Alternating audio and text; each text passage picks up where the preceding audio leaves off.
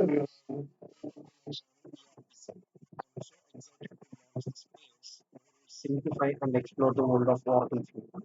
In today's video, our very first, we are diving into a practical topic, the three primary ways users can be created in Oracle Fusion. Each method serves a unique purpose depending on the business scenario.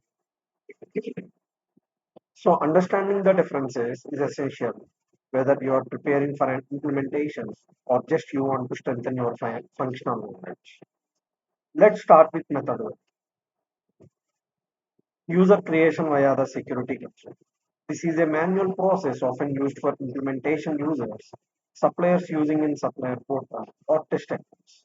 Just keep in mind that users created this way aren't automatically linked to a person record in HCM. So if needed, you will have to link them manually using the manage users task in login. Method two method two is through the HCM model. This is the part of the formal employee onboarded process. When you hire someone using the hire employee task or load them through HDL and the generated user account flag is set to while, Oracle Fusion will automatically create a user. It also links the user to their person record and assigns roles via predefined role mappings. This method is ideal for large organizations where automation and HR alignment are crucial. Now, let us jump on to method three,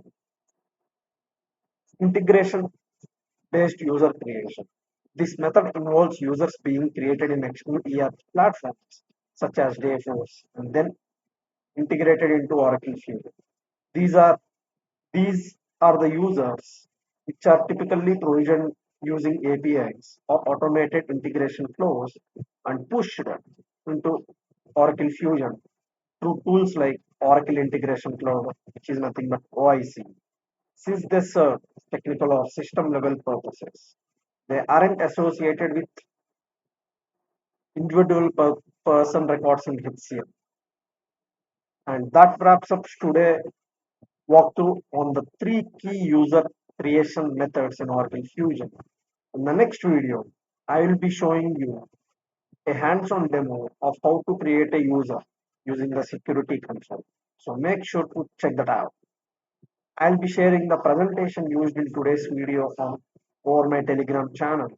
If you like to download it for reference or review, feel free to visit the channel link in the description below. If you found this video helpful, please consider giving it a like, share, and subscribe to ERPZEN. Your support truly motivates me to keep creating more content around Oracle Future. Thank you so much for watching, and I will see you in the next one.